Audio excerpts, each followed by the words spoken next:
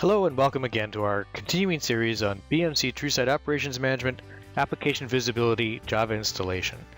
Up to now in the first 4 videos you've seen that we've gotten the Java, we've applied it to our WebLogic server, and we've verified that it comes up and runs.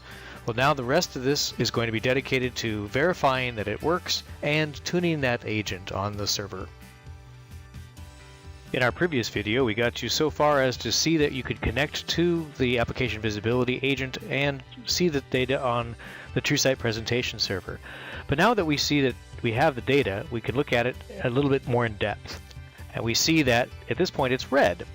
So to try and figure out what's going on with this, you can drill down and see we do have business transactions that are occurring, but we actually have no errors because it hasn't done any performance or availability tuning, so it doesn't really have a baseline set. So we need to go figure out why are there red indications on our web server in this point. So one thing you can do is go to the problems section and drill down to that area. What you'll find is you'll get messages like the thread pool used is high and the memory usage maybe also be high as well. These are indicative of resource constraints that we're using on the server. If you go back to the installation instructions for application visibility, you'll drill down and find there's a step at the very bottom that we didn't do because it's a bit more complicated. We need to add about 256 megabytes of heap size or RAM so that we can load and run our application visibility agent.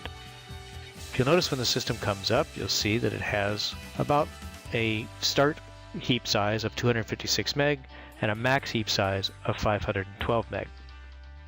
So we need to augment that about 256 meg so that we can run our agent successfully without starving the system for resources. This is true of any other system that you load. You'll need to add an extra 256 megabytes to the max heap size. So let's go drill down into our server area for Medrec under the Oracle middleware, Oracle Home, User Projects, Domains, Medrec, and then back to the bin directory where we started Start WebLogic. You'll find there's a set domain environment.cmd file. And that's where we're going to set the environment variables that we need for the heap size. Scrolling on through this file, basically you'll go down to where these XMS and XMX settings are set. And notice there's a couple spots where they're set. So you have sort of a global variable, and then you have specific variables that are set for machine specific. So what we want to do is go ahead and preserve these so we can remember what they were before. So I always copy them before I change them in the file. Make a backup of them, and then we can go and set them to the appropriate settings that we want.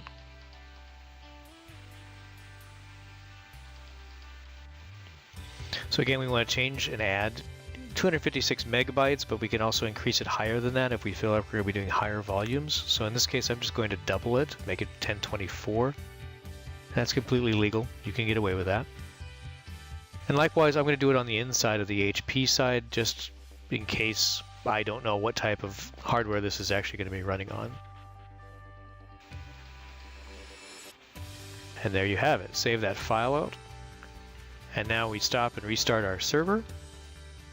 And then we can verify that the new heap sizes have been caught. So go back to our start WebLogic command. Execute that as administrator. And now we can go back and see that the new size for the max heap size is 1024 as we entered in that file. So perfect, we've caught that. And now we should have no more problems with heap size on our test server. Server comes up, go ahead and exercise it a little bit. And after you exercise it a couple times, that you'll find that it should go away. And now your heap size and your thread pool counts should now normalize, and you're back to green. Well, that summarizes how you can tune the server for appropriate sizing and for RAM usage. So thank you very much for sitting through this series on Java implementation for application visibility.